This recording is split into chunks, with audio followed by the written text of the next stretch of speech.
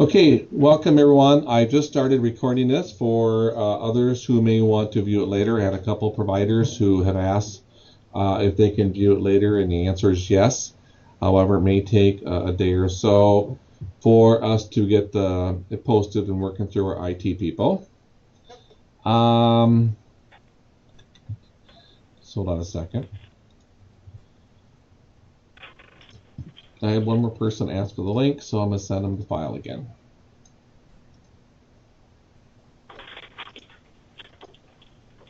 So hopefully everyone able to connect by the audio and the video.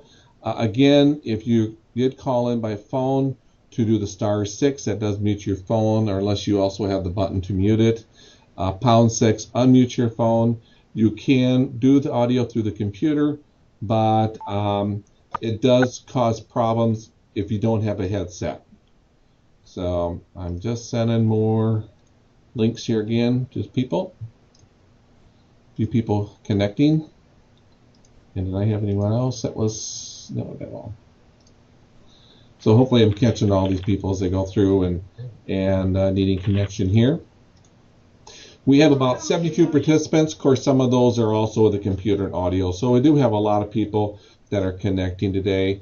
You're going to see us do more and more of these presentations by webinar, and it just seems to be a way that we can communicate information to our providers in a very cost-effective way. Today we're going to have, this is one of 4 video conference sessions that we have going on. What we did in the past is these training sessions called the state and federal programs was done in person in Chamberlain. And when we had a lot of new establishment grants started, that is where we have we're able to do that. Well, we have some turnover, but not a lot to where we felt we could justify another face-to-face training. And then we had a lot of feedback from providers that they were not able to attend a training because of cost or the main cost of getting away from work. So we're doing the webinars. All the handouts will be available on our website. The link is shown on the screen, including this presentation. And this presentation is in like a handout format or also in large print. Oh, I had another person ask for the handout. Hold on here.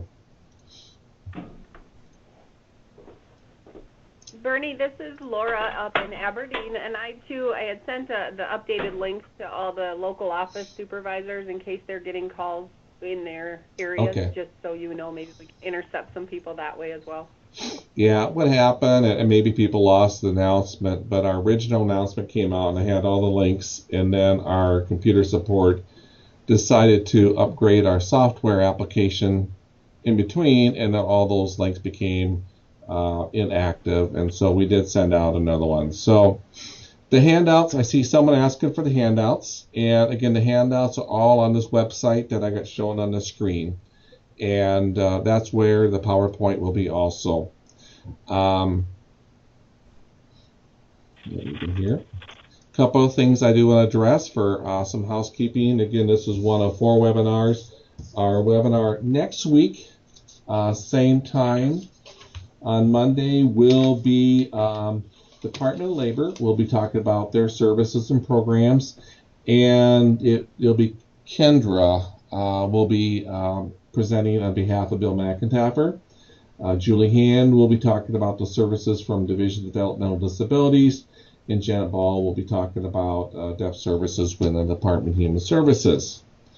Again, reminding people, if you haven't introduced yourself on the chat mode, looks like a little bubble on mine. It's on the lower left-hand side. Feel free to do that and introduce who you are. And also, if you have questions during the webinar, that is the best way to do it. And then I'll either try to answer that question or ask that the presenters answer those questions during the session or at the end of theirs. We do have 3 different groups of presentations today.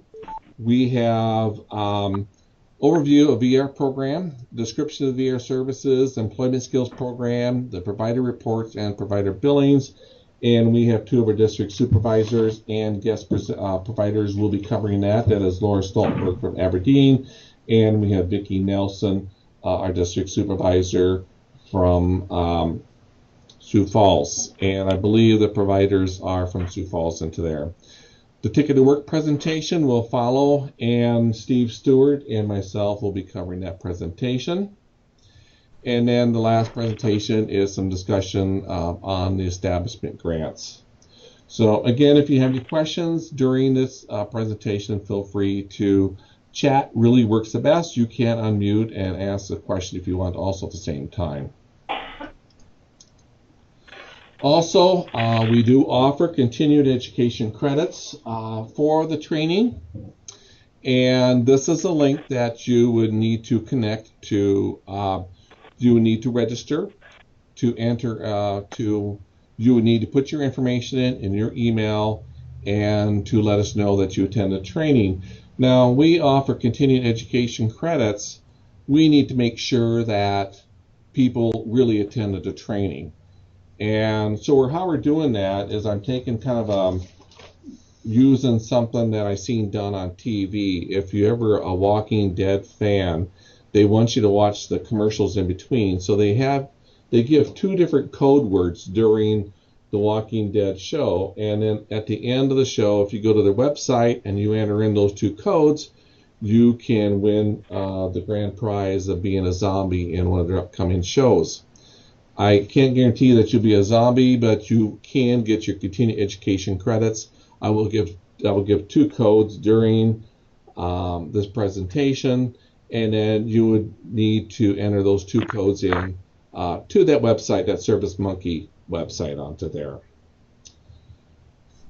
Also, again, where the website will be downloaded, that's also listed on the previous screen. And for the continuing education credits, you need to do your survey by March 16th, because we'll only download the data information once, and you need to have those two words on there. So at this point in time, I am going to turn it over to the first presentation of the overview of the VR program, description of the VR services, the provider reports, provider billings, and Laura Stoltenberg and Vicki Nelson, both district supervisors within DRS. And let me bring up their presentation for you. Just give me a second. And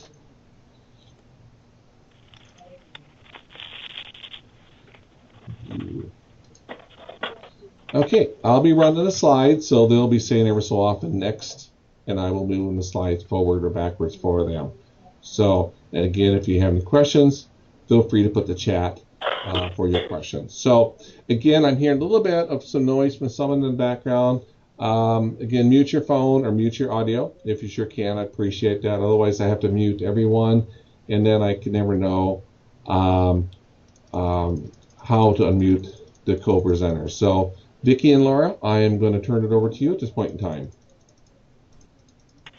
All right. Thank you, Bernie. I'm just going to ask for verification that you can hear me okay, Bernie? Yes, I can. Okay, great.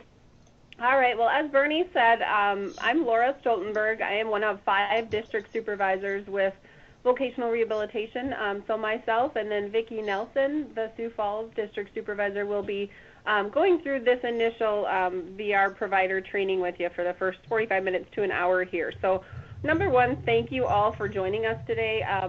I realize your time is very valuable and everyone is very busy, and so we hope that this is beneficial information for you and that you walk away maybe with things that you might not have realized or some good refreshers on those things that are important in us working together in partnership with you as providers. So starting with just a few of the things that we're going to cover today. As you can see on here, we're going to cover a wide variety of our programs as well as different things to be considering. And kind of a twist towards the end of our time, we will be hearing some best practice and some things that 2 Sioux Falls providers are doing. So that part we're excited to share with you as well. And again, thank them for their extra efforts in working with us on this. Go ahead, Bernie. Next slide, please. Okay, hi, and this is Vicki Nelson, the Sioux Falls District Supervisor, and I've got this next slide and talking a little bit about vocational rehabilitation services. Most of you are pretty familiar with our services. Vocational rehabilitation services, our main objective is to find eligible individuals employment. We help them either obtain that employment or to maintain employment. And also when we refer to VR, that refers to both of our divisions. We have the Division of Rehabilitation Services and Service to Blind and Visually Impaired, our sister agency. As most of you are aware, VR services are time limited. So individuals who need ongoing supports would need to have arranged a long-term funding source or other services for post-VR services. And VR is not an entitlement program. We are an eligibility program, which Laura will cover in the next slide. Next, please. Yeah, so our eligibility consists of 3 and 4 different areas. The biggest one and what maybe takes the most time when it comes to someone applying for voc rehab services is that we have to have that disability area documented. So as someone applies, we have up to 60 days if they are not on Social Security benefits. If they're on Social Security, we have about that week, or as quick as we get that paperwork back, we're making them eligible to determine that eligibility. So a lot of that time gets taken up when it comes to getting that medical documentation or that disability-related documentation from outside entities. So as counselors are making someone eligible, the check boxes there are the things that we're keeping in the back of our minds to be able to provide that service or determine if they're eligible. Again, that documented disability, that disability or that limitation creates what we call an impediment to employment, that person requires services, and that person can benefit from the things that voc rehab actually does for individuals we're working with. Go ahead, Bernie. Career vocational counseling. Counseling and guidance is really the foundation of the services that voc rehab provides. Typically, the counseling and guidance appointment starts with the counselor and the individual, and it runs throughout the whole case from beginning to the end. Essentially, the voc rehab counselors help their clients to, number one, understand their capabilities and develop their career goals. The counselors then can provide the link between the people looking for work and the employers.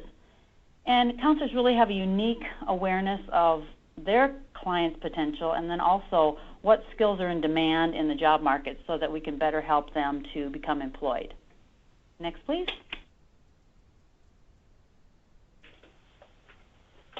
One of our major things through vocational rehab, our counselors are always outlining to clients and wanting clients to make what we term informed choice. And it truly means exactly what it sounds like. Our job as VR counselors is to look at those individual situations and offer those options, whether it be services or choices in terms of training and services that might meet that client's needs. And then again, based on that appropriateness, those clients really pick and choose through what services they may feel would benefit them the most. One thing that we always keep in our minds and that we will sometimes make clients and providers aware of is that what one person needs is not always what the next person needs. So if we had provided a certain service for one client, it doesn't always mean that that next client that comes in with a similar situation is going to be able to receive from us that same service. And so, again, that's where that individualization of our services and that informed choice of clients comes into play. The middle section of this slide here is truly where you guys as providers come in as well. To be able to have that client choose which provider they want to work with, or that, as it says, entity that will provide the services. So obviously each counselor maybe has a little bit different way of allowing that informed choice, but that's where that piece really comes from when it comes to them choosing to work with you as a provider. Those policy pieces are outlined or processed too on that website on the DHS page as well on the bottom of that slide. Next slide, please. Okay, what services can VR provide? The document that we utilize to outline all the services is called the IPE, Individualized Plan for Employment. And on that document, we note the person's vocational goal, and then we also list all the services that are necessary for that individual to reach their goal. And certain conditions have to be met. Some of our services, which we're going to go over, require that a financial need test be established. Then we also have many services, in fact most services, do not require a financial need test, and we can distinguish those in the upcoming presentation. And then some services have a comparable benefit. A person may have insurance, for example, so we have to look at that comparable benefit first, and then we can maybe assist after that if it's not paid for. And then VR can assist with additional costs due to the service. For example, if a person was going to college and they needed some assistance with transportation, that would be an additional cost for the person to gain their vocational goal. Next, please. As Vicki mentioned, we have some services that would be provided at no cost, and so this slide outlines those services that anybody, regardless of situation, would be able to obtain with our office based on whatever financial situation they may be in. So those really include the services that providers are working with us on. So that would be the guidance and counseling, or that generalized time that counselors are developing rapport, getting to know those employment goals, developing that plan for employment, and so on.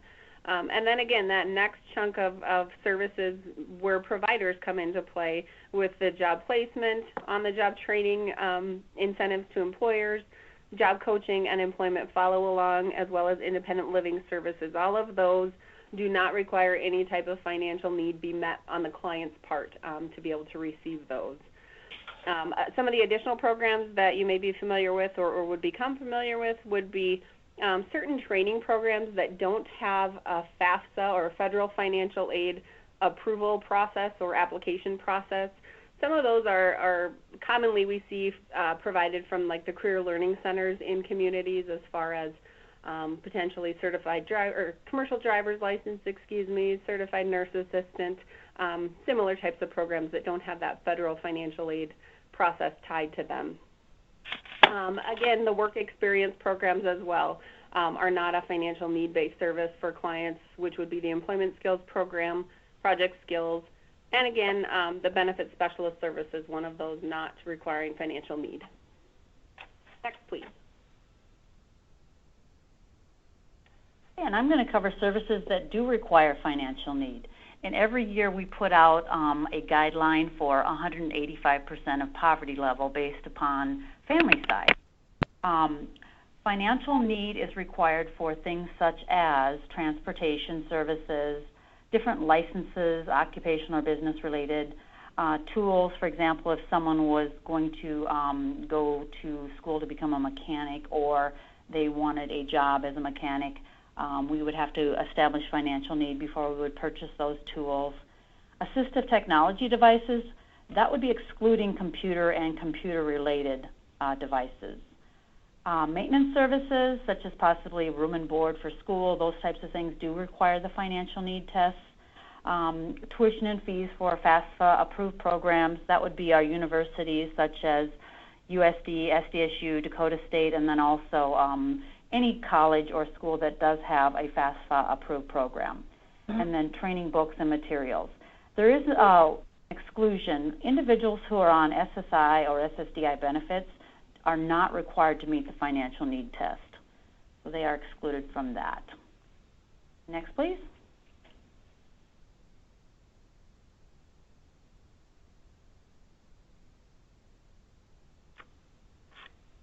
Jumping a little bit away from VR-specific services, we also partner with other community agencies or community support programs that are out there.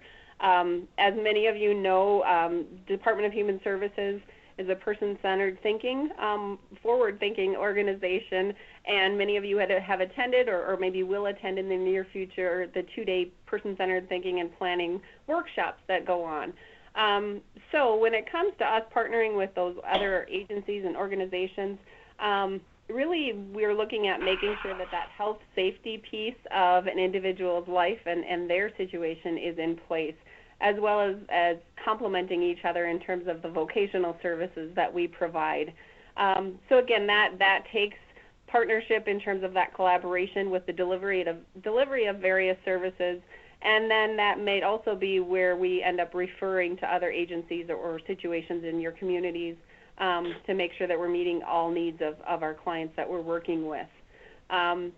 You as providers may also become involved, and maybe already have been involved, in a partnership with Department of Labor and Regulation through integrated resource teams, or IRTs, and so that's another way that we're all working together to make sure that those needs of individuals are met.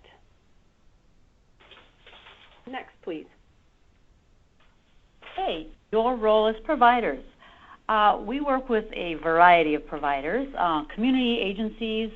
Here in Sioux Falls, we have agencies such as Lifescape, Dakota Abilities, VOA, Goodwill, a number of community agencies, and they're throughout the state.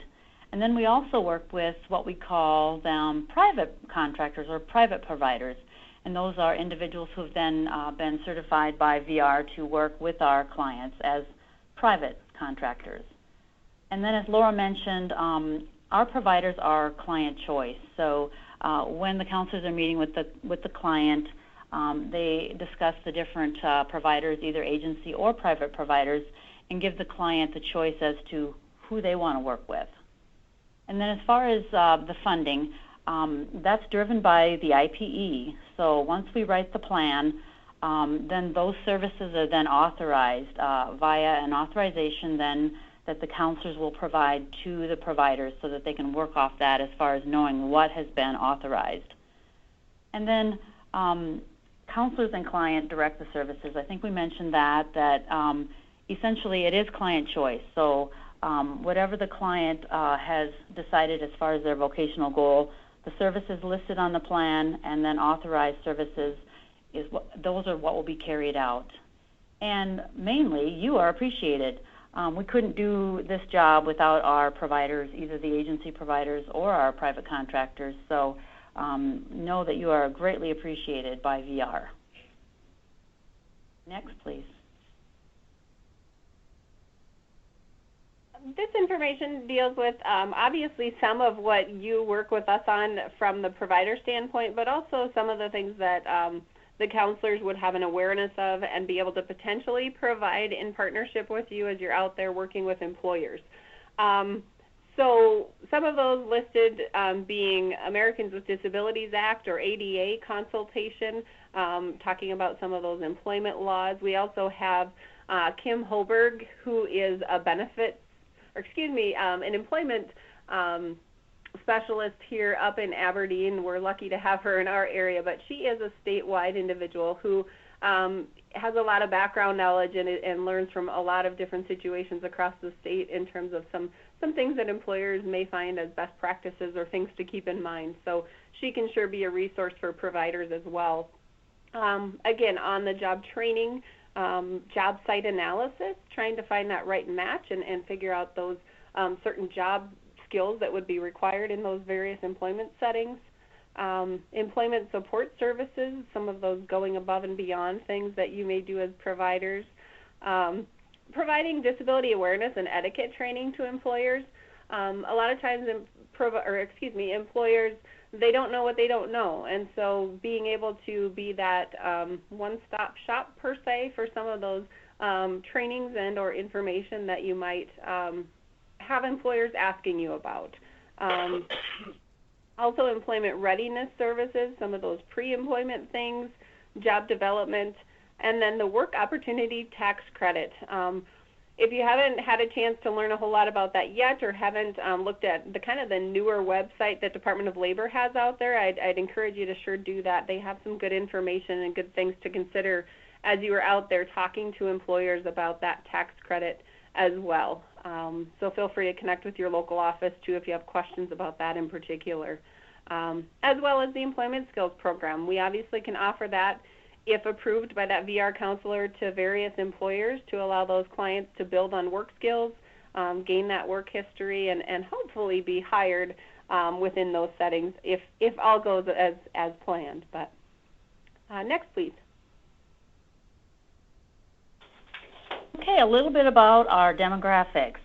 And this entire report is located on the DHS website. So if you're interested, you can go to that website and go through all the different things that are covered. It's pretty in-depth. As you can see, we served over 2,000 individuals. Over 2,000 individuals actually made application for VR services in 2016, and over 5,000 total clients were served. And then of those clients, we did close successfully 776 clients during the year. As far as the average client, we serve individuals for about 18 months, it looks like, as far as the average. Some individuals we serve for much longer, and some individuals we serve for much less time, but the average is 18 months at a cost of a little over $5,000 per individual.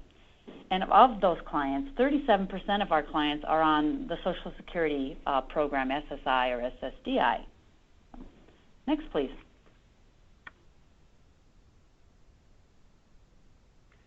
So as you know, and as Vicki alluded to, the ultimate goal is that successful closure.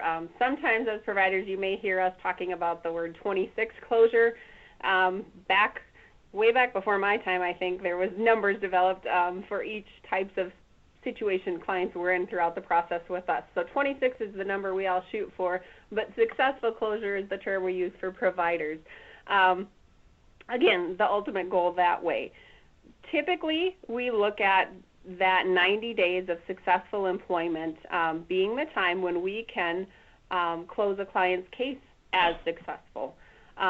So again, that's that timeline that we look at once they started that job, monitoring them on the job for 90 days, providing job coaching or follow-along services, again, depending on that client's need and informed choice. And then if all is going well and we all agree to that closure at 90 days, that can happen. There may be times where that case is open longer than that from VR's end, maybe not even so much the provider's end, but we may be working on something else and we're just not comfortable yet closing that case, even if you maybe as a provider aren't continuing to provide some follow-along services.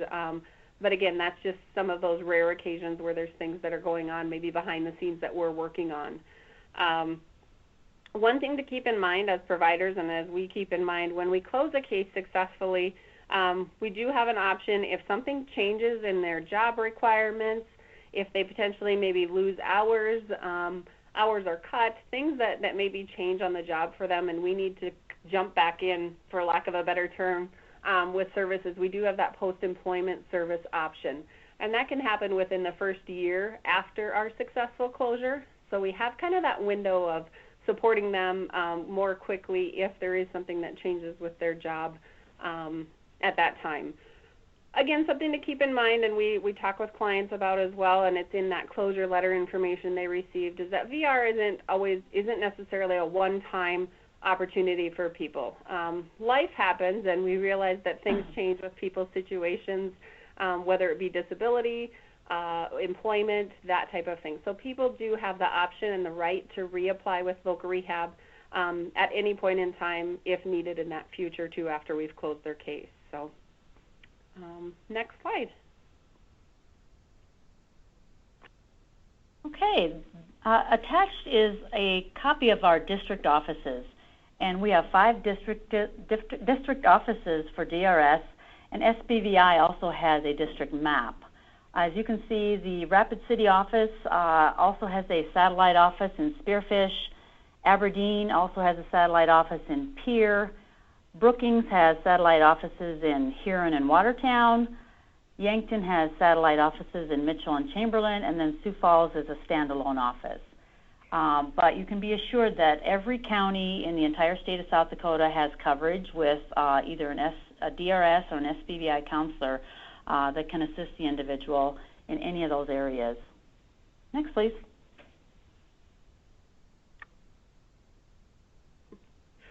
I think this is the slide that everybody loves. Maybe encourage you to keep it as a cheat sheet if you're fairly new to the Voc Rehab world. But basically, a lot of the acronyms that Voc Rehab counselors, offices, and then providers end up using in terms of the services that we're providing and various things that come into play for providers. So I probably won't take the time to go through all of those, but if you ever hear some jargon that you're not sure what that means, please don't be afraid to ask.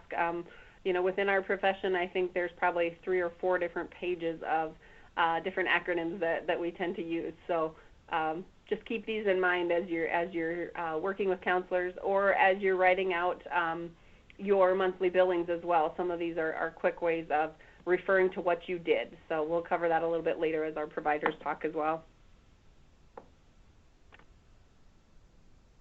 Okay. Certified Employment Support Professional, which is also known as CESP. And this is going to be covered in more detail in the March 27th training, so we won't go into a lot of depth. But essentially, providers can be reimbursed at a higher rate if the following are completed. First of all, passing the CESP examination, and VR does reimburse for the cost of that examination for one time for providers, and then also the completion of a 2-day PCT, person-centered training, in order to get that higher rate. Next, please. I just want to comment on this quick while you're there. We have one scheduled in Sioux Falls, April 5th. Is that correct? And I believe so. Let me look. And we have another one scheduled right in the morning of the fall conference on October 2nd in Pierre. So those announcements, at least for the April one, has gone out. So I think it's April 5th, but if you got any questions on it and you need to know, let me know. I'll be sending out a reminder again anyway.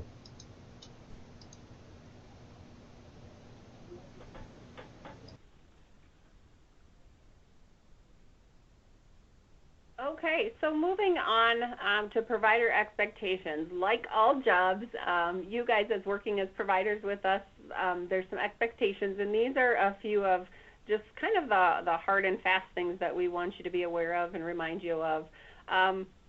Authorizations are what basically give you that green light to go ahead and provide the services that we've agreed upon with our clients. So we'll show an example of an authorization here and kind of talk you through that in a minute, but that is your go-ahead. Now I realize at times because of distances, mail, whatever it may be, at times counselors may give you that verbal or email go-ahead, and that's okay as well, but make sure that you get that authorization in that timely manner to be able to reference that for billings and various services you're providing. Again, maintaining professionalism and confidentiality. You as providers are that offshoot of our office, and so being out in the community a lot, talking with those local employers and those other agencies, again, we expect that same level of professionalism as well as confidentiality of you as providers when you're out there doing that work and working with clients. If you ever have concerns, questions, if you're kind of getting that gut feeling of, I'm not really sure how I feel about this, don't be afraid to come in and talk with either that counselor or us as supervisors, and we will sure help kind of figure out that gut check and figure out some of those PCT term donuts, your responsibilities. What's my role as a provider? What's maybe not so much in my donut of my responsibilities? On the more paperwork side of things, submitting your billings and monthly service reports on that monthly basis. Obviously, you are able to bill more frequently if you'd like. If providers can bill at the time that they're due that payment, basically. So, if you provide that job coaching for this week and you want to bill that week, that's fine. We can be flexible that way as far as the frequency of that, what works for you as an agency or as a provider. And then basically we expect that you contact that VR counselor and office with concerns or questions, being proactive really so that we can all work together in that timely manner to provide those services. Next, please. Okay, service descriptions, and I guess I call this sort of the Bible of services. It really spells out everything what you do as providers for VR and how to interpret them. You can find the entire service description on our website. That's at the DHS website, and then you would hit Rehab Services, Provider Resources, and then you would select Letters/Policies/Documents, and then you can access this entire document. It was last updated in June of 2016, and it is 19 pages long, so it's very detailed. So if you ever have a question on, oh, should I bill this for this, or can I bill for this service, if after something happens, maybe the person lost their job at, being employed for 1 or 2 days, can I still bill for that placement? This document spells out exactly how you can and cannot bill for services. And, if you have a question, certainly talk to the counselor or talk to the district supervisor, but you can also just review this document, and it really spells out and helps you to understand services for billing purposes. Next, please.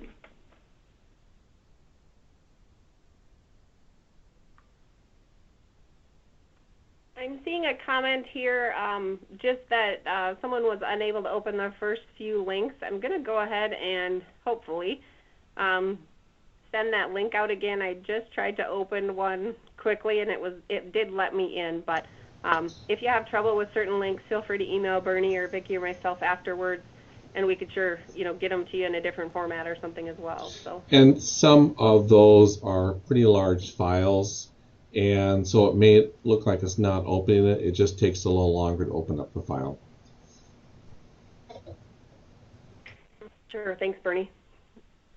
So this is an example of an authorization. Obviously, many of you on the call probably have seen a lot of these. If you're newer to working with us, you've maybe only seen a few. And so each one will look very similar with most of the information except that middle section where it says service description. So in the top, it'll have which counselor with the from, which counselor that client is working with. It'll have your authorization number to the right there. You don't necessarily have to worry about that vendor number or fund type. That's all internal information for tracking. And then it'll say who it's to. So it'll have your name or your agency as a provider on there. It will then have on participant details the client's name and address. And then again, that service description is basically those services, what you have been approved to provide as a provider. So this one in particular has job placement, situational assessment hours, and job coaching hours. And this particular client was underneath some long-term supports we call supported employment. So that's what that SE stands for. Not all of you will probably see that on any authorizations that you have, but some may. Then the counselor or district supervisor would have signed that authorization, and then some may have on the very bottom any type of special instructions if they want to put a specific note on there about a service. A lot of times they probably won't have anything on there, but just something to kind of look at quickly as you're getting those authorizations. Next, please. Yeah, let me just comment or add a couple things onto there. We try to combine some of these services on authorization, and they still have to be provided. So just because 40 hours of evaluation is listed there, we're only going to pay what services are provided and what you provided information on your reports. So I believe probably most people know about that, but I just want to clarify that.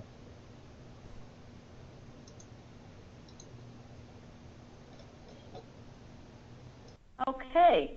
The job placement package. This document can be found also on our website. So you'd go to the DHS website, hit Rehabilitation Services, then Provider Resources, and then that first link, it's the current fee schedule and it was put out in June of 2016. And so this basically spells out the fee schedule for the job placement package, essentially. The first column is the standard rate, and then the second column would be the CESP upgraded rate. And as you can see, each service broken out from the job placement package is reimbursed to the provider for providing that service. Below, we actually spelled out the wage incentives a little bit clearer. It does note that wage incentive level 1 would be hourly wage, 40% above minimum wage, and then we, since the minimum wage just changed, we calculated that out. And if you were to go back to the service descriptions, it would tell you that if you placed a client and they earned above that wage, level 1, you could bill then either the $119.28 or the $149.10 on that with that job placement package. And then if they were to earn above level 2, you can bill both level 1 and level 2 fees. In addition to that, if a person is on Social Security, we have incentives for individuals that are on benefits, and whether or not the person, you can bill for that person if they are earning over what is called the trial work level, and for 2017, that's $840 per month. And then for the second incentive, that would be if they're earning above SGA, and that would be $1,170 per month for non-blind and $1,950 for individuals that are blind. And you can bill for both of those if they meet both of those criteria on the job placement. And these are billed at the end of the service as far as when you bill out for successful closure. So, but when in doubt, you can go back to those service descriptions and you can look and see, when those can be billed for example, placed within 30 days. That was something we had discussed.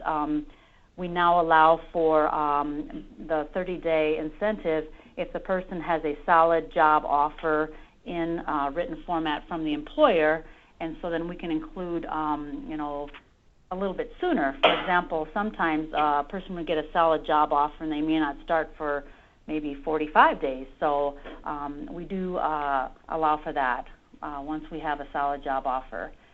Then employed for 90 days, that's when the person's been at the job for exactly 90 days. And then successful 26 is an addition, because sometimes we don't always close the case at 90 days. We may need to do additional follow-along or additional job coaching. So it may be a little bit longer that we have to wait for the 26 closure. Oftentimes those two are billed together, but not always. So, but again, when in doubt, refer back to your service description, talk to the VR counselor or the district supervisor on those. Next, please.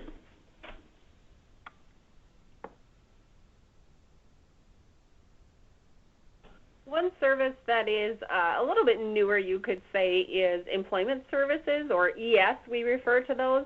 And kind of as that traffic sign says, those are things where you as providers are truly going that extra mile or taking that extra time for certain things. Over the course of time, we've identified that was happening, and we've also seen more clients that maybe have a little bit more significant need in terms of some supports that you as providers were doing for us. And so that's where employment services can come into play. Again, a counselor would discuss that and end up authorizing that to you as a provider on the authorization. So if you see that, that maybe means that counselor is aware that there's some extra things that could come into play. If you don't see that and you end up doing a lot of that above and beyond, go ahead and talk to that counselor about some of those things, and they can help you ultimately decide, should it be underneath job placement package hours? Should it be underneath employment service hours? So I know that's kind of one of those questions that comes around of what should I be billing under. When you look at the middle of this paragraph, it does identify some examples of what that might be. So it says these may include, but are not limited to, assisting the individual with resume writing. Again, taking kind of that above and beyond if you have to start from scratch or spend a lot of time with that resume. Interviewing skills, a lot of one-on-one interviewing prep, that type of thing. Assistance with purchasing appropriate clothing for interviews. That necessarily isn't job development time. You're not out talking with employers or looking at those job leads. It's just that extra step. Providing disability training to employers if it's one particular client that you're working with and you're having a lot of extra time with that one employer. On the job preparation training, different things that way. So again, when in doubt, if it should be under employment service hours, feel free to ask that counselor that you're working with who knows that client well and understands what you might be doing. Next, please. Okay, listed here are some additional common services that are provided, and those can also be found on our current fee schedule, and then also detailed descriptions of those can be found in that service description document that I mentioned previously. But to note, for example, when a provider bills for the situational assessment, we do have that situational assessment form that we would like included with the billing. And then additionally, we have some forms that we would like the independent living staff to use in order to bill for those IL evaluations, and then also the IL services. Job coaching, we also require a monthly report with noted services on the report, and then employment follow along and are also required to be on the report and spelled out as far as the amount of time and the date and essentially what was provided with that client. Next, please.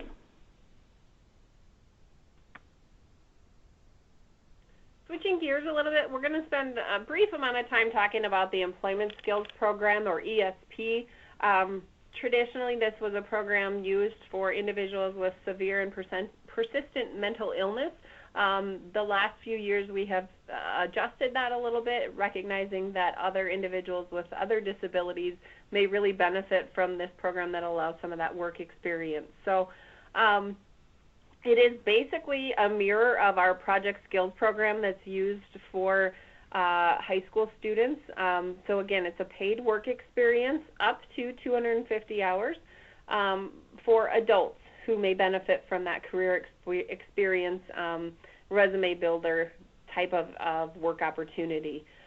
We've also found that we've utilized it for students that may be on a 504 if the schools are not able to provide a similar project skills type of program because those students are not on an IEP. It doesn't replace schools' responsibility for certain students. It would be for those that maybe couldn't take advantage of project skills because of school situations. And again, for you as providers, it's that opportunity to help us find those locations, provide job coaching, follow along, that type of thing.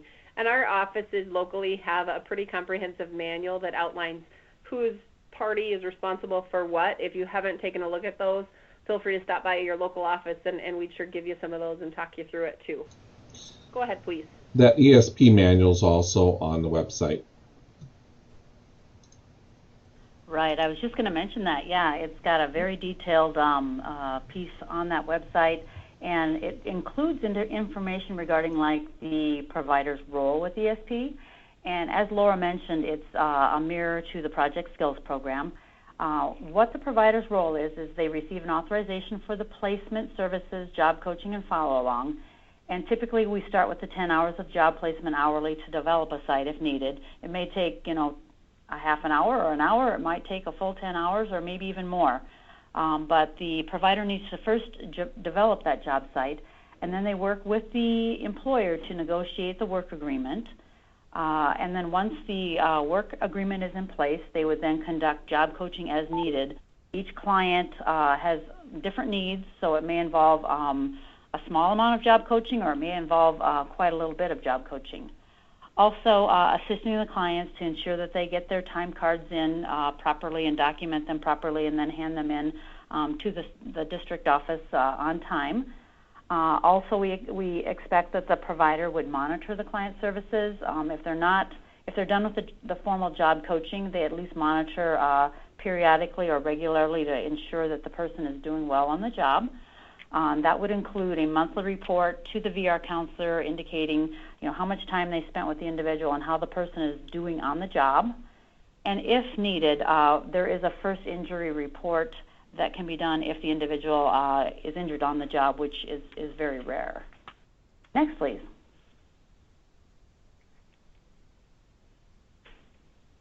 With that first injury report, I'm not sure if we mentioned it or not, but the workman's compensation, if someone happened to be injured, would be covered because they are considered a temporary employee of the state. They would be considered underneath our workman's comp, and so there would be that 3-day window of time to complete that first report of injury and provide that to the VR counselor, who passes it up to the next levels for that particular form.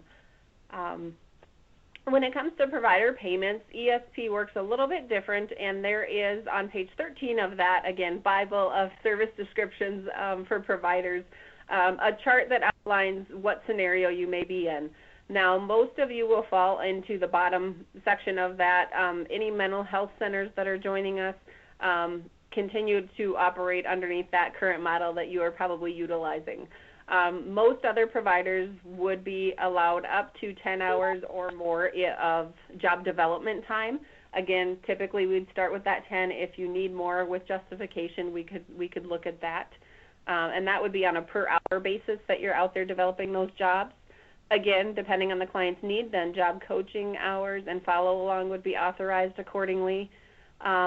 If then that employment skills program placement turns into permanent employment. So basically, if that client is offered a job, whether it be after 250 hours or at any point, if they're offered the job and the employer starts paying the wage versus Voc Rehab, then that provider would be eligible to bill that base job placement plus any incentives that may be met. Next, please. Okay, a little bit about starting an ESP site. There are some documents that have to be completed, and those need to be completed prior to or on the first day of employment at the very latest.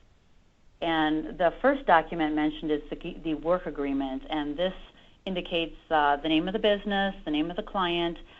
Typically, the agreement is up to 250 hours for the work program, and it also spells out the job duties that are going to be required of the individual once they start the job.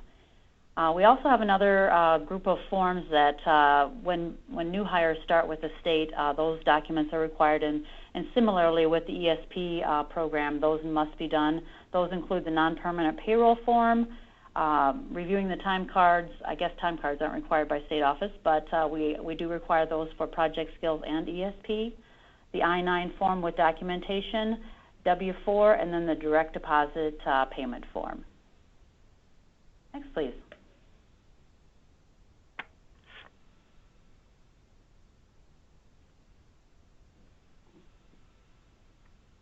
I think, Bernie, we're going backwards on those slides here. Am I? Or Did I go? Too far. Okay, hold on here. Yeah, if you can go to 27, that would be awesome. Okay. I was wondering if my finger got a little heavy there. Okay. You're given that, yeah, forward thought. This slide just outlines a few tips and strategies to be thinking of if you end up working with a client that we've approved an ESP for. Ideally, our goal is to have that client be as independent as possible. Now, obviously, if we are looking at an ESP, there's probably some things that we need that support from you for, but the goal would be to have them work with you on that and not just do that for that client when it comes to some of those processes. So trying to train them for those next steps of jobs that they may experience. Again, provide that client with the ESP manual as well, or walk them through some of that information. And the time cards, you know, best practice might be a couple of time cards so that there's a spare, deciding, you know, where they're going to keep that, how it's going to get to the Voc Rehab office, those types of things. So some of those upfront conversations and that training on the time card. Having that conversation with the employer in terms of what their role is. Again, that information is in that manual, but being able to talk about that based on the client's needs, how to best become that natural support for the client on the job from the employer's behalf. Those types of things are all important. And again, explaining that workman's compensation coverage that VR would cover. If an employer ever asks for verification of that to keep on file, the local offices can provide that for you, obviously. And then again, being aware of that first report of injury form if that would happen in terms of any type of workplace injury. Next, please. Okay, now we're moving on to billing process. And once the provider submits a bill to the VR office, it's up to the counselor to review that bill for accuracy and signs off on that invoice. And when they review for accuracy, they're looking at not only just the bill, but they're also comparing it to the actual report, so that services are documented as far as, let's say, the number of job coaching hours, follow-along hours, situational assessment hours are reflected on the report, and then also then are reflected on the bill accurately. So the counselor then would sign off on that invoice. Then the invoice is paid in the local office. We send it up to our clerical staff. They review it then, and then they pay it on the system and send it to the state office for additional processing. Then once the invoice is sent to the state auditor's office for approval, and then remitting of payment to the provider. And this process could take up to 3 to 4 weeks for payment to reach the providers. So we do appreciate it when you track your own billings, and do contact the VR office if there's any questions regarding your specific bills or payment of your bills. Next, please. So the next slide is actually a South Dakota vendor self-service website that is out on the auditor's page. This is something that maybe not all providers know about, and so hopefully if this is new information, you'll find this beneficial and possibly a way to potentially do some further tracking into your own invoices or payment timelines, that type of thing. Again, kind of developing that system of what works best for you as a provider. So I'm going to have Bernie navigate and try to go out to that site, or it's actually, I guess if you don't want to do that, Bernie, it's on the bottom of that as well. So basically you can look up your payments a couple of different ways here, and the easiest thing that seems to be found is on that very top left side of the page. You can look them up by if you have a particular invoice number that you had submitted with your billing, or look that up by the dollar amount that you had submitted on a billing, and it will then pull up information. You have to put in your taxpayer ID number, whether that be your agency's ID or tax ID number, or you as a private provider, that would be your Social Security number. If you don't have, say, your own business ID number, that type of thing. And then again, looking up by the number, invoice number, or the amount of the bills that you had submitted. And that will allow you to kind of show, or it will show you what stage in the process that is in once it's gotten to that auditor's office piece. So feel free to go out and play with that. You know, I believe that tax ID number, if you end up looking at your pay stub that you usually would get emailed, there will be an ID number somewhere on that pay stub that you could also go in and utilize for this system. But most providers that I've seen use it just utilize that first part. So next, please. Okay, invoices and bills, and Laura's going to go over the billing template in the next slide, but essentially when you submit a bill, you need to make sure that you have the name of the client on the bill, and then also you need to have the name and address of yourself, the provider, outlining remit to. So not just your name, Lifescape, we like Lifescape plus the address of the agency or the address of the provider. The authorization is very helpful. It does say must include. We have accepted bills without the authorization number, but it is very helpful to have that on the bill. Services billed for actually need to be outlined, and then the hours billed for. Typically, the providers in the Sioux Falls office bill on a 0.25, 0.50, 0.75, and a 1.0 billing hours. But please double check your billings for accuracy and hours that are billed compared to what's documented on that monthly service report, because they should match. So, next, please.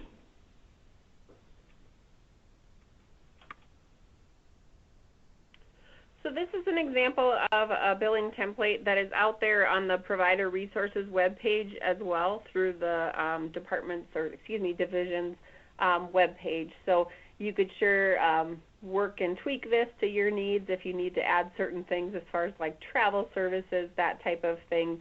But it is out there and available for your use. There's two different versions, one of the regular provider hourly rate and then one of that next level CESP approved provider rate. So feel free to utilize that. There are other billings that providers use, and that is okay as long as it again includes that information that Vicki was speaking about. So I guess I'm not sure that the biggest thing on provider billings is that it's important for you as a provider to track how many hours you are using.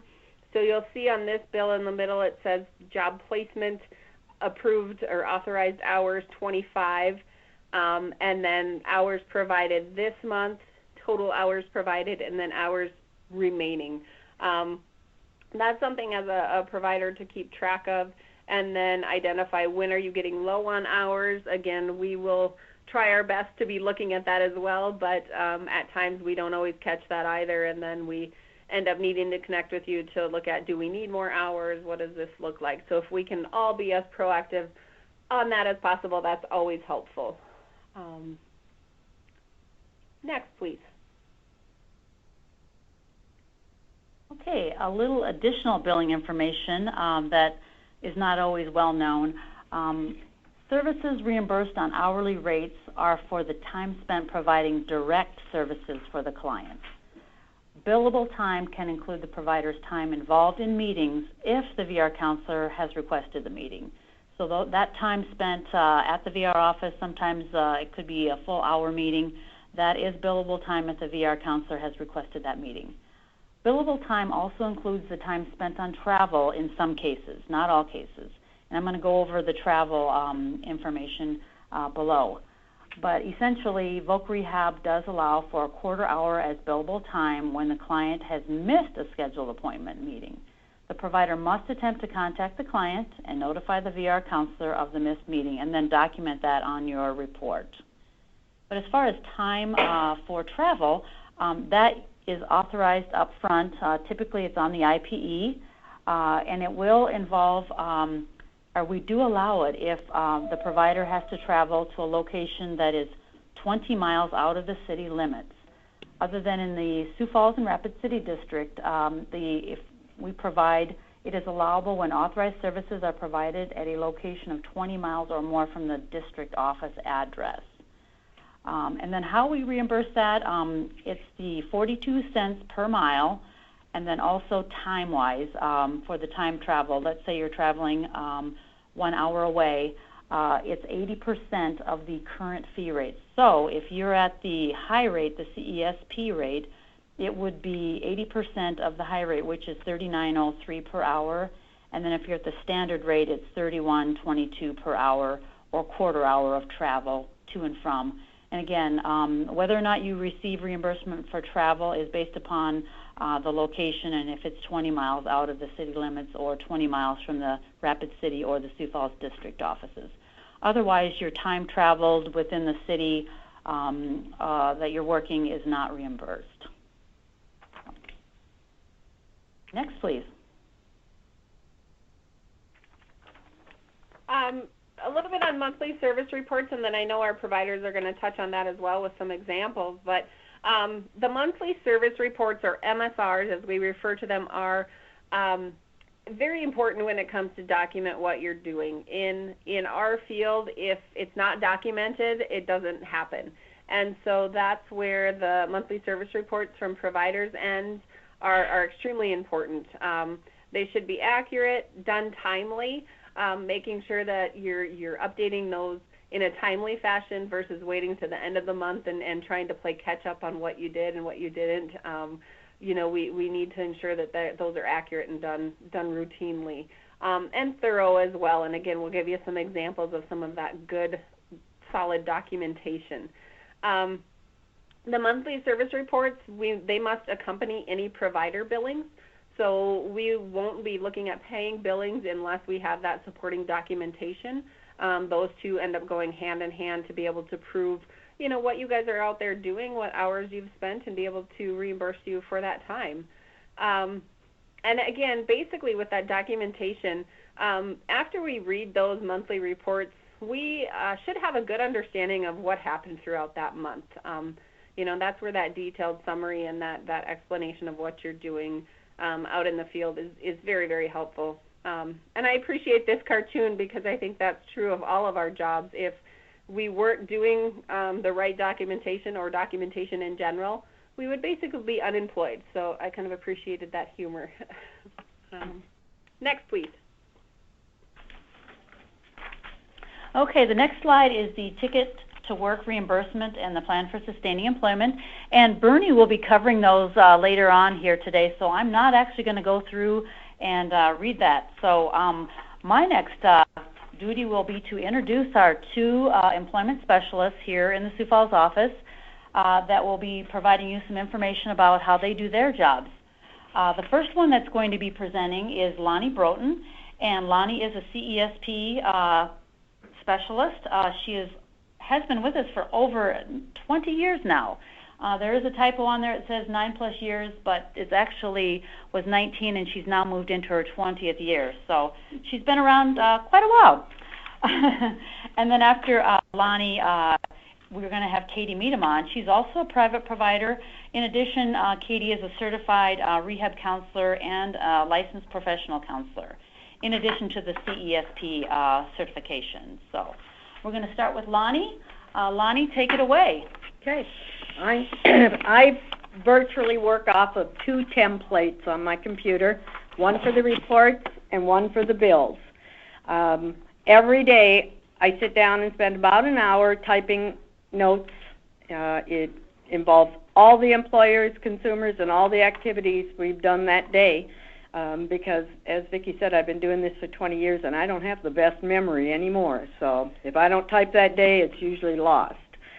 But in the reports, I'll type the date and the amount of time used making those contacts per client, and then we just move on to the next day and tally it up at the end of the month. I put all my weekly follow-along documentation on the reports. I may type the date and a quarter of an hour, sent off a text message asking for an update, received text message saying everything's going great, no problems. And that's the follow-along for that week. If I get some concerns out of a text message response or email, then I'm going to call them and we're going to visit. Either we meet or we do it over the phone, get the details about their concerns or issues, and I'm going to email it to the counselor the same day.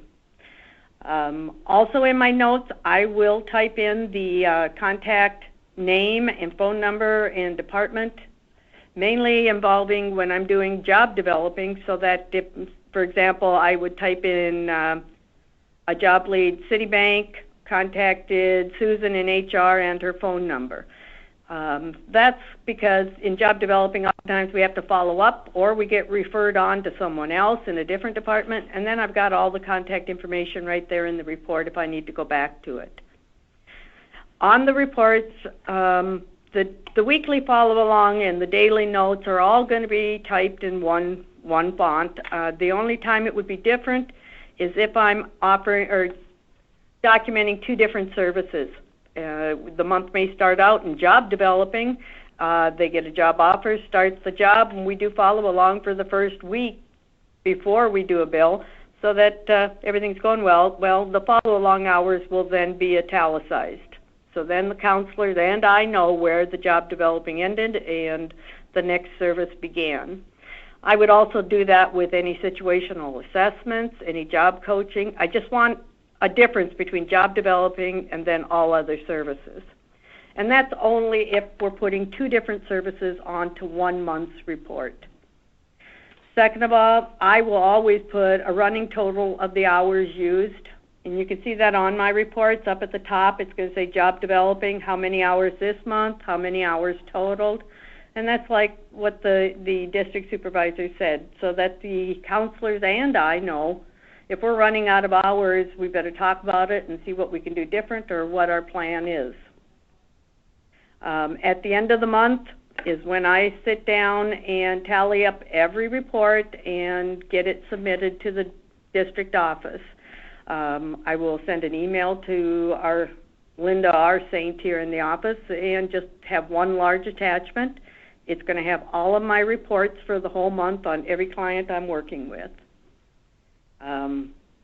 Usually that takes about 3 to 5 hours to tally everything up at the end of the month. The second template I work off of is for bills. And there's an example of that as well here. If I have the authorization on there, if I have the authorization number, I put it on there. It just makes it easier for everyone.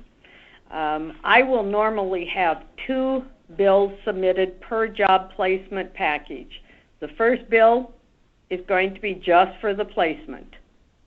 As you can see up here on the example, it shows the placement and done with the incentive of doing it within 30 days. That's all that's going to go on that first bill. The second bill will come at time of closure. And then every other service provided will all be totaled onto that one. And I will do assessments, coaching, employment hours, follow along, and then any of the various incentives for wages or Social Security. So that's the two bills, and the one thing the ladies in our office like is when we're doing the second and final bill that we type final on that bill. Then they know they're not going to be getting any additional bills from me for any services I've provided under that authorization. I don't know what they do with it after that. Record keeping, this was keeping it simple. When I started 20 years ago, I picked up a spiral notebook that I use for keeping track of all the bills I submit. There's a one-line entry for every bill submitted. On that entry is going to be the date, the name of the consumer, the services provided, and the dollar amount of the bill.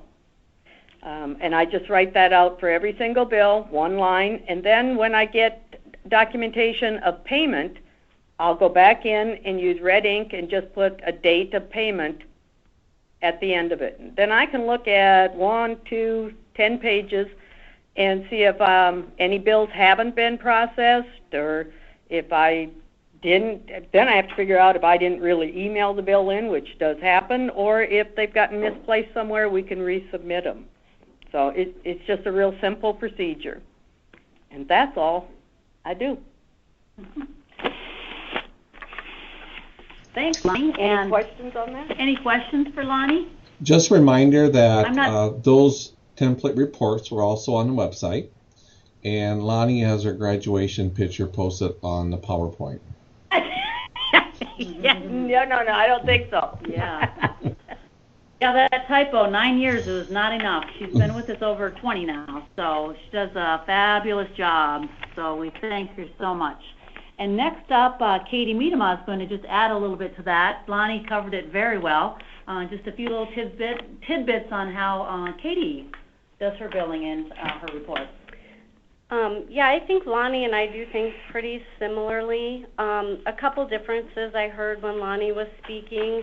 When I divide up my time on my report, I basically put a parentheses after each time frame.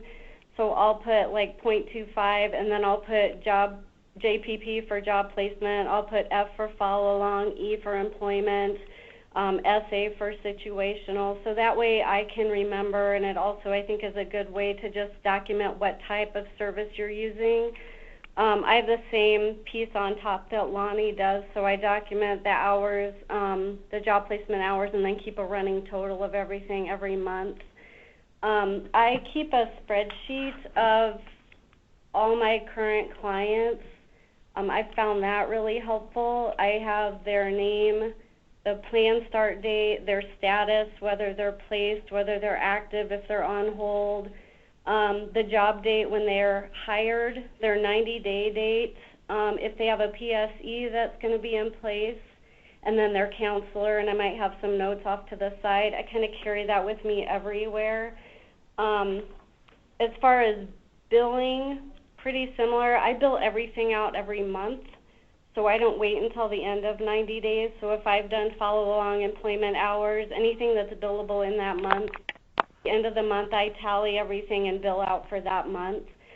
We actually have a pretty similar as far as how we bill at the end of the month. I write down every consumer's name and then the hours spent, and then if there's a monetary amount to go with it, then I tally all that up and then move it over toward the reports and then do the billings off of that. I have learned that it's better to do the report, tally everything, and then I save the next month's report with those running totals on there. If you don't do that, then you can kind of mess up your totals if you don't save it and then open the next report.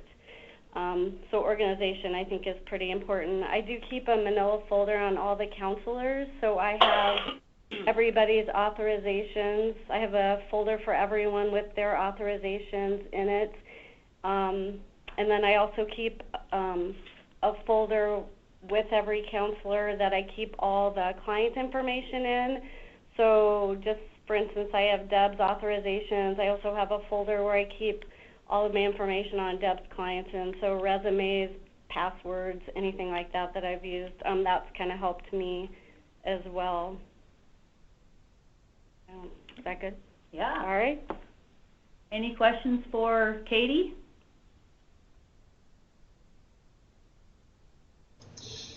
Any questions? Anyone you may have? You can do it on the chat mode. I'll read them, or works the best sometimes. Appreciate Lonnie and Katie taking time to give their input on their experience of doing billings and reports. So I think that's sometimes where the downfall is to some providers, and how do you keep track of it? This is Lonnie. If there are any questions, have your district office get my email, and you can email me or call me. Okay. Katie too. I'll volunteer Katie too. Any time of the night. So. Oh no, I didn't say that now. Okay. Thank you. And we're kind of in a change of a presentation. And the first word needed for the continuing education credit is spring. So you'll need to write that down, and I'll give you the second word when we're done with the presentation today. Let me bring up the next one. Give me a second here. And that'll be Steve Stewart and myself doing the Ticket to Work presentation. Give me a second here. Okay. Again, please mute your system. Steve Stewart and I are going to talk about the Ticket to Work. And one thing I was going to mention, I do have a document out there on the website. It's called Funding Situations from the Division Rehab Services. The authorization for services was the first one, and that's what Vicki and Laura went through. Another one is the Ticket to Work. And the third one is establishment grant, which I'll cover at the end, which is for some specific providers. But the Ticket to Work, most providers really should be participating in that. Okay, come on. I'll cover a little bit today, and Steve Stewart's going to pipe in here at times too, that I'm going to cover the background of the Ticket to Work program, the payment options for providers, what is milestone and outcome payments. We're going to talk about look-back requirements, review of payment reports, and best practices. I've been complaining for years that I need a new couch. Okay. Also, someone's got theirs. I'm going to mute everyone here unless I can get this. Please make sure that. Or whatever they call that, microfiber. Okay. No, Hold on it's here. regular fiber. Stop it. More people. Oh, it is. Good. Lonnie. That is, I think that's what that word is. I don't like it. I think you're right. Well, this isn't one of those slouchy couches. Give me a second here. I'm trying to mute them. A little bit higher, and it's solid. Here it solid is. piece. You know, I mean. Okay. Everyone should be able to hear me now. I had to mute everyone. So someone had their audio still on. So I just had to mute everyone. So hopefully that works well for everyone. What happened with Ticket to Work is a number of years ago, they found that less than 1% of the SSI and SSDI beneficiaries obtained employment. And even those, 1/3 of the people who would leave the roles would also return in 3 years. If one half of those individuals were to obtain self-supporting employment, the savings alone would be $3.5 billion. Also I want to point out, the Ticket to Work program was established by the Social Security Administration to give people choices of the providers. And unfortunately, that really hasn't amounted to that. There is 29,000 individuals, approximately 29,000 individuals in South Dakota who are Social Security recipients who did receive and who are eligible for the Ticket to Work. But there really has never been that opportunity like it was intended to be.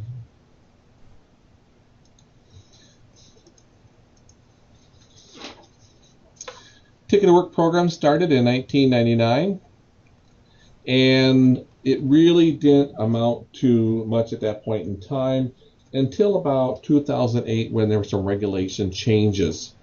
And these were some significant changes, of course, into the payment options. At that point in time, Division of Rehab Services started entering into agreements with providers. And most of the providers out there, whether they're community support providers or private providers, mental health centers, do have Ticket to Work agreements with us. You will hear times what about Employment Network and what is an Employment Network.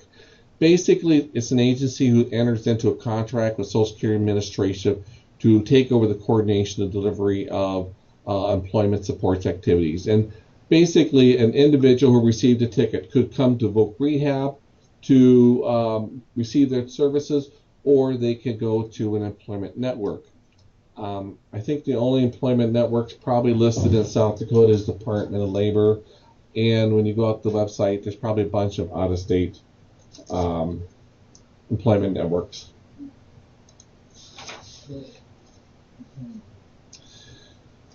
A little bit about the ticket process.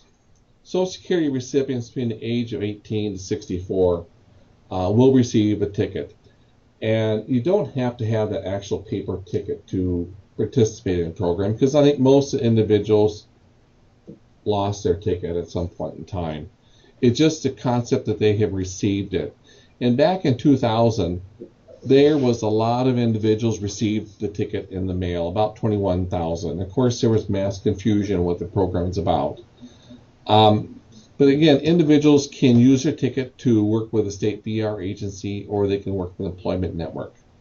And individuals who work with a state VR agencies, when they develop a plan for employment, at that point in time, they are signing their ticket to work. Some of the key things that we should be informing beneficiaries of the Ticket to Work. We do have a talking points handout that should be on that website, and it's a document you can give the individuals if they have questions about the Ticket to Work. It is a volunteer program. Assigning the ticket does provide medical review protection, and we've seen a case here recently onto this where the individual closed their case with Voc Rehab. They weren't making that timely progress, and they did have a medical review, and they had medical improvement, and they went off of benefits. There is a timely review progress handout also on the website. It's really complicated. It depends if the individual's going to college, but just by signing the ticket to VR or an employment network, eventually there's going to have to be some progress, and that's going to mean typically earnings. Otherwise, it doesn't mean they lose their benefits. It's just going to have a medical review. And for some individuals, that may be an important benefit, especially someone who's had a kidney transplant. As an example, they will be on Social Security at that point in time, and eventually they're going to have medical improvement where they may go off of Social Security. There really are three options for working with providers on the Ticket to Work. Option one is what we call a Partnership Plus, and I'll talk a little more about that. Option two is where South Dakota signs a ticket and splits the payments with the providers. And option three is where the provider is an employment network and assigns a ticket directly and provides all the services. We can be a joint case, but our role would be more or less just guidance and counseling. A little bit about the Partnership Plus. If There is an agency out there that's an employment network, and Department of Labor is one. I think Goodwill may be considered one on a national level. And what happens is VR opens a case, pays for the services, and we process the case, what we call a cost reimbursement. The provider, what they do then is after our case is closed, who's an employment network, has the ticket assigned to them, and they can collect phase 2 and phase 3 milestone outcomes. However, they will not pay phase 1 milestone on the partnership because they have already reimbursed VR for upfront payments.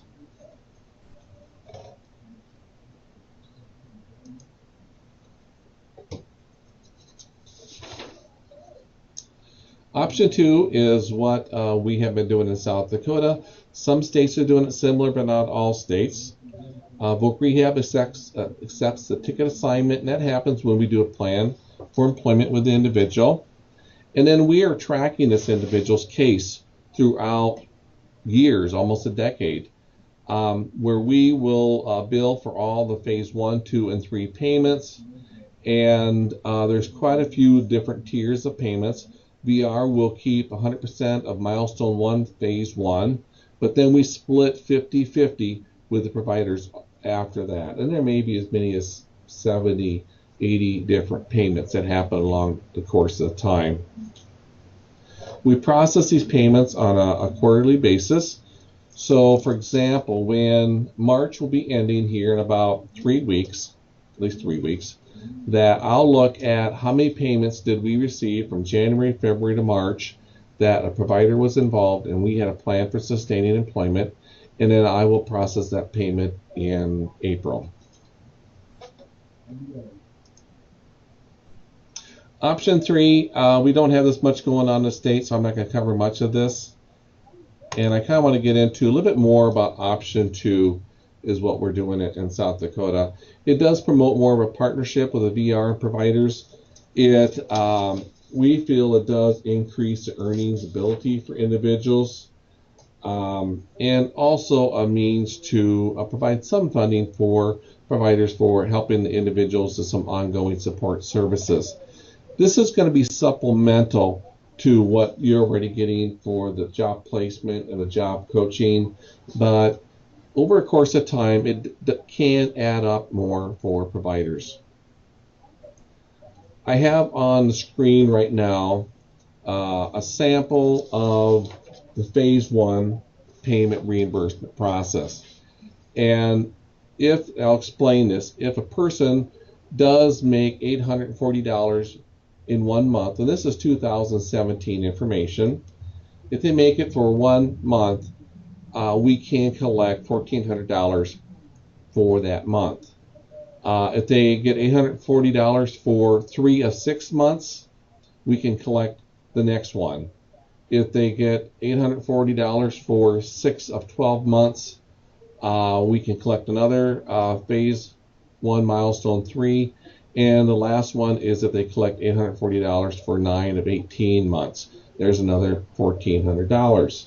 Now, in theory, it'd be nice if all those went in order, and within 9 months you could collect that whole amount, but sometimes there's interruptions in employment, or the person starts the phase 1 and then they lose their job. It may take all the following phase 1s off the table if there's a big gap in time period.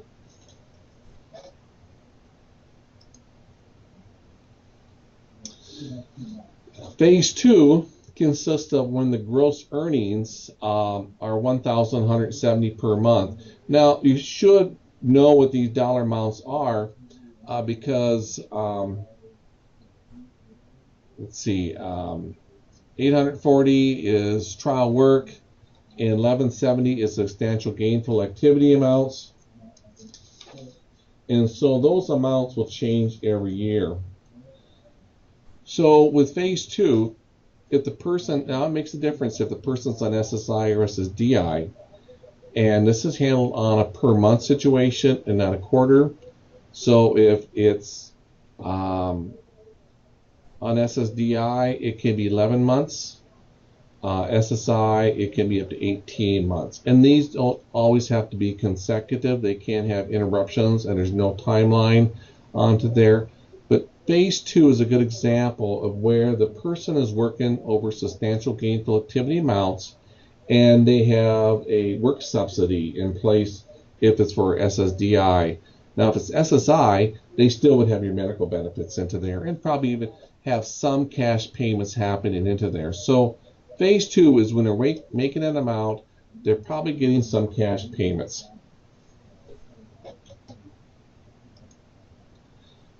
Phase 3 is when the earnings are above the $1,170 per month and they have no cash payments happening. And you see in this, we could be monitoring these individuals for 3 to 5 years. And again, it's a monthly payment. It can total up to $14,000, $15,000 during that time period. But again, this is for individuals that are when their cash payment is zeroed out.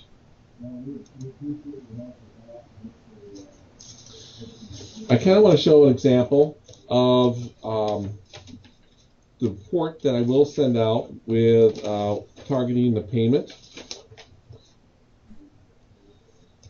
And I simply have the provider's name crossed out and the individual that this payment was happening. But you see the very first one during that quarter, it was for someone in the Rapid City office, and it was phase 3 outcome 16. So they already had all the other phase 3 outcome 15s already done, and they may have had phase 1 and phase 2 probably already paid out also.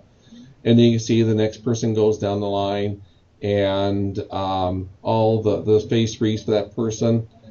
The next one down there has a phase 2 reconciliation, and then it goes into phase 3 outcome 12 and 13. What happens is if an individual earnings are significant enough to where they have no cash payments for 12 months and where the phase 3 outcome payments happen for 12 months, they will go back then and do the back payment of all the previous phase 1 and phase 2 payments.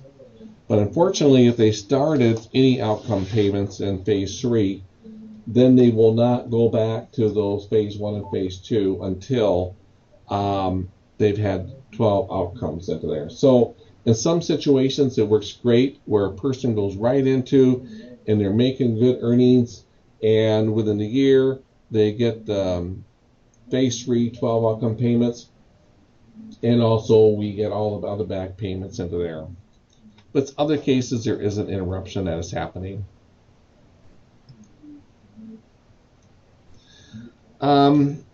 This chart here is a ticket to work payments that we have made to providers on calendar year. Last federal fiscal year, which is October 1, 2015 to September 30th, 2016, we paid out $217,000 and $704 to providers. So again, it's not that it's going to be self-supporting for you, but it is going to be supplemental. And right now we have paid out $563,000 altogether to providers. And you see in like 2014 there was kind of a jump, and that was because Social Security was behind in processing payments, and all of a sudden did a catch up, and then their payment processing was more electronically, which they caught into some of the previous ones. So hopefully it'll be a steady growth throughout the next couple years.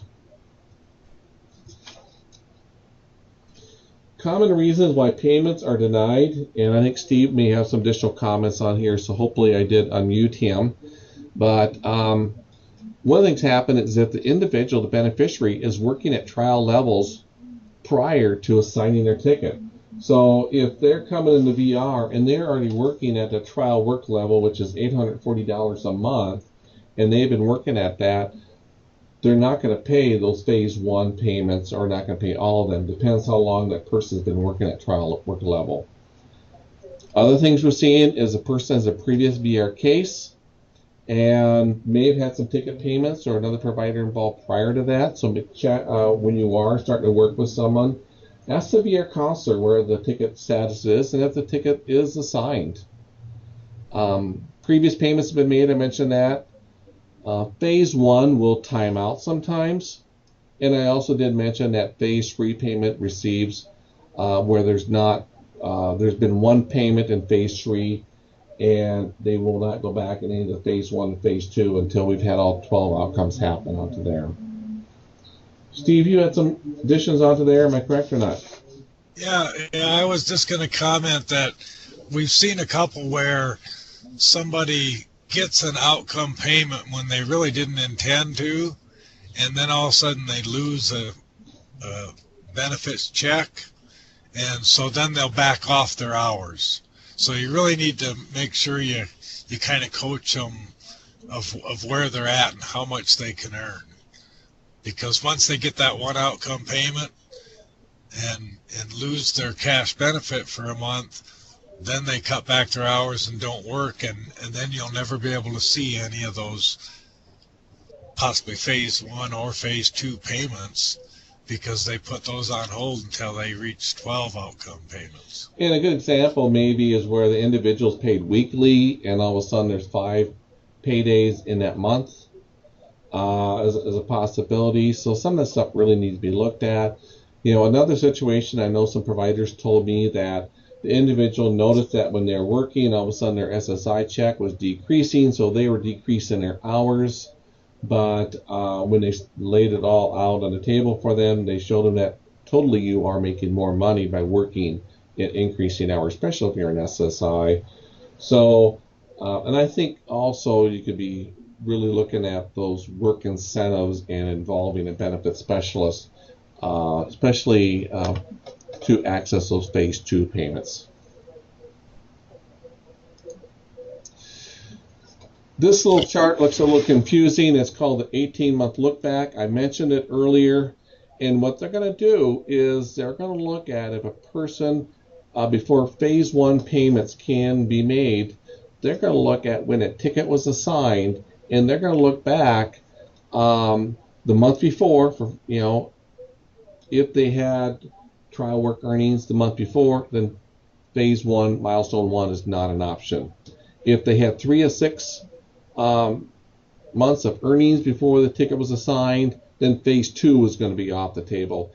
And so for the example that's shown in this chart, phase 2 payments cannot happen because the person worked 3 out of 6 months prior to this ticket assignment.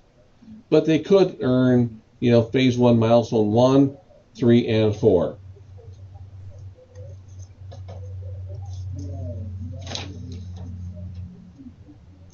Some best practices that we have noted that, complete the plan for sustaining employment between the job and the VR closure. Also, if you would like a list of all the individuals that we have a plan for sustaining employment on, please let Steve Stewart or myself know, and we will send you out a report. Because if we don't get the plan for sustaining employment at the state office, we don't pass that payment on down to everyone. And because there's sometimes a person may have multiple providers work with them at a course of a time. So we need to know who did they have the agreement with. And the individual can choose to end with one and start with another. Review and understand the payment report I sent out and I just showed you. If there's people you think you should be getting payments for, please let us know. But do keep in mind, when a person starts working, their unemployment earnings are not going to show up until at least the next quarter. So if a person started working today, which we're talking into March, their employer is not responsible to have their unemployment earnings posted until end of June. And even then, it may be another quarter happen before it gets matched up with Social Security information. Get the benefits assessment done. I think it's very important. I've seen some cases where individuals purposely were decreasing their hours because they thought they're making less as a whole, but when they start getting wages, they were making more. And this is Steve, and I got just a comment here that kind of backs up a little bit. Before you do a plan for sustaining employment, you need to make sure that the person has their ticket assigned. Because I'm still getting some that come in we've got a signed plan for sustaining employment, but the person's ticket is not assignable. We don't have it assigned, so there's no potential there. So you need to check that out first before you do a plan. And the reasons they may not be assigned is they're under 18, or now they've gone over 65, or that month when we did a plan, they were already working at substantial gainful activity. I mean, there's some various reasons why. And it might not be assigned or might not be assignable, but that can change month to month too, because if they don't receive a cash benefit that month, then their ticket's not available. So it's something that might just need to check a couple months later, and it would be. I think another best practice would be identifying cases close to the milestones, the phase 2 milestones, and find ways to increase their earnings. Because, if a person's on SSI, they could easily go into phase 2, and they're not going to lose their medical benefits. So, or use some work incentives for people that are going into phase 2. There are times when providing service to clients where no provider's been involved. Sometimes it helps keep them on the list, or on employment. And, ask the VR counselors if they have someone that didn't need a job developer that may need some supports to keep them on a job, if that's something you get involved with onto there. Understanding significant amount of time needs to pass before the payment happens. So someone asked a question, when you have someone with a ticket assigned out of state and now is relocated to South Dakota, do you need to have a different form? It's Jan J, I assume it's Johnson. Contact Steve Stewart, and we'll see if we can get the ticket unassigned. We have requests once in a while from other state VR agencies that this person's now in Iowa, and they ask us to unassign the ticket.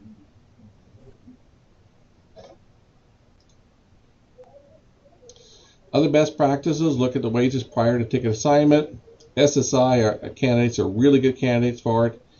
Also need to know if the individual's disability is based on blindness, because those phase 2 and phase 3 payments, if the person's on blindness, their earnings have to be more before this payments happen into there.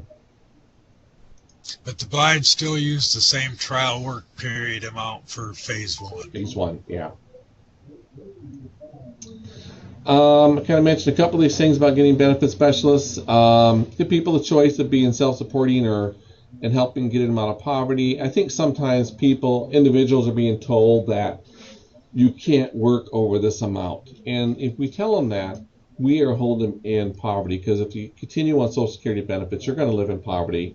And, it's one thing if a person really does need all those other supports in there, but sometimes I think we're prematurely telling individuals onto that. Also be patient for payments, because there is a significant amount of time that does pass into there before payments happen. I got a list of resources here for you, from the Ticket to Work site to the benefit specialist. We have a benefit specialist available at each district office. So if there be a client, that's always available to them. And then I have Steve Stewart's contact information and mine also into there.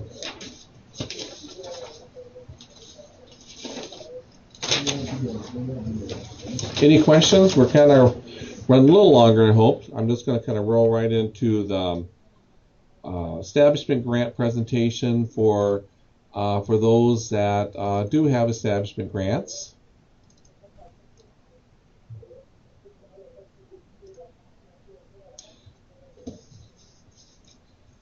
And I guess also I'll give the second word in case people don't want to listen on to the establishment grant. Second word to get continuing education is RAIN.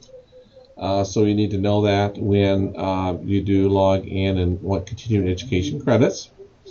Establishment grants, mostly we've done them with community support providers and mental health centers. These past grants a few years ago, they have to be a community support, private nonprofit type of agency.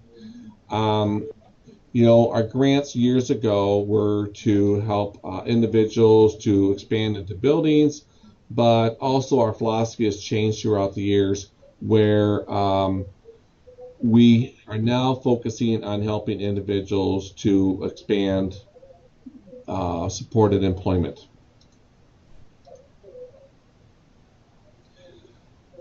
There's certain regulations. If you do an agency that is an establishment grant, make sure you understand those regulations and you can look it up. But we are expanding the service capacities and community programs, community rehab programs, to provide services to be our applicants who are eligible to be our clients. The money it does provide some upfront money, and here's the confusing part those agencies need to realize. You can also charge for fees for services.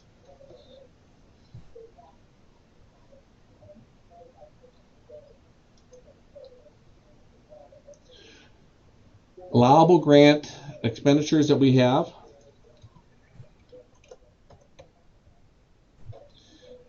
We can help with direct costs, salary costs, benefits, equipment, other direct expenses that include for startups such as staff training. And when we reimburse for these allowable expenses, we are reimbursing only the federal share, which is like 78.7% of approved expenses. There are expenses that agencies will have that are not part of that. And again, but you got fees for services that are happening in addition to it. What is not funded? We don't fund the backfilling of current supported employment positions and services. We don't fund the indirect or ongoing operational expenses. Expenses related to delivery of services. We're not covering that because your authorization should be covering, should be handling that.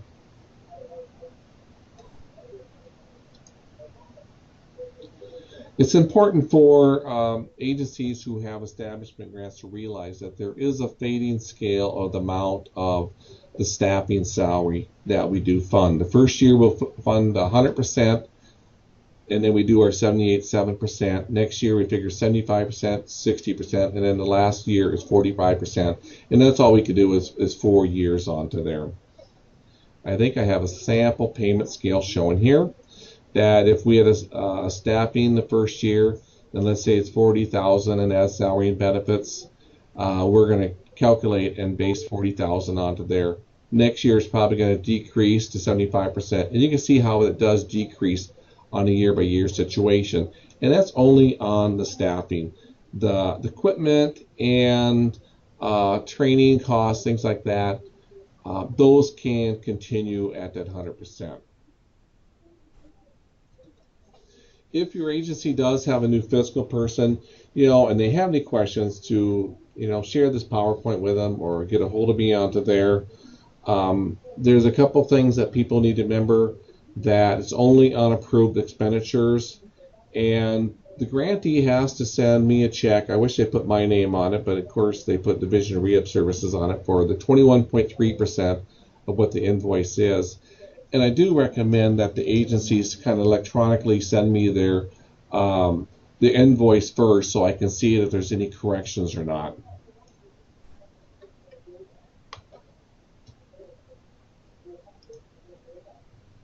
Here's a copy of the invoice that we sent out. This is attached to the grant contract. And so, again, this is what I ask agencies to send me ahead of time if they have questions on, make sure that there's no problems that they may have or a calculation error.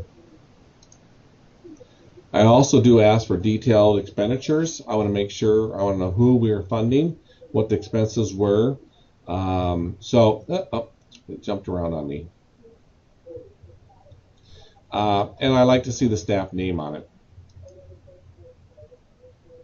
Right now we have 9 grants were awarded January 1st, 2015, and then we had 8 grants that were awarded January 1st, 2016. So we have 17 that we're currently working with.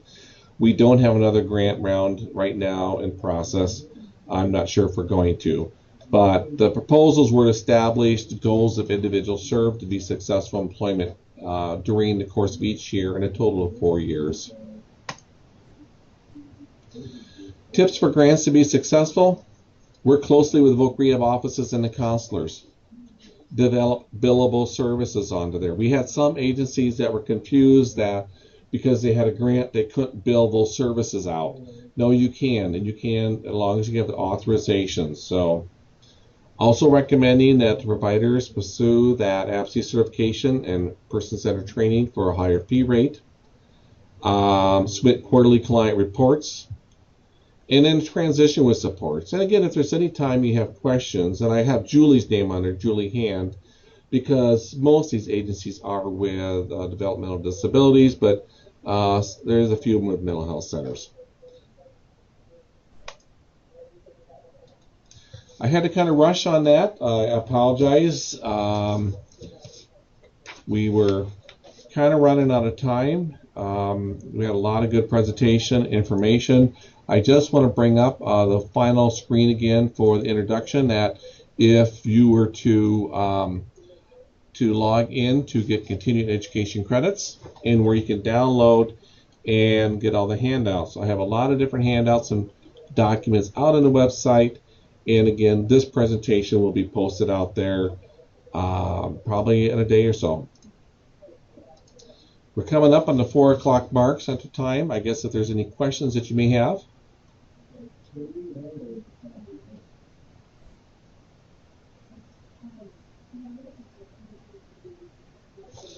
Okay, I'm unable to see the full slides. Would you be willing to email them out the link? If you were to send me email, Whitney, then I'll respond to it and tell you what you want, okay?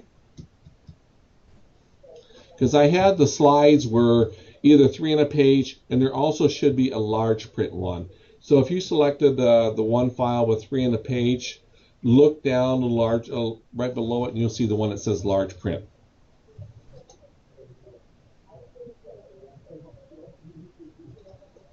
Yes, there was a second word for the CEU, and that is rain.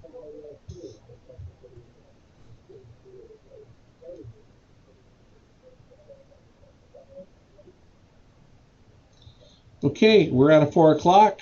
I do want to thank everyone. Again, the recording will be posted out there, and wish everyone a good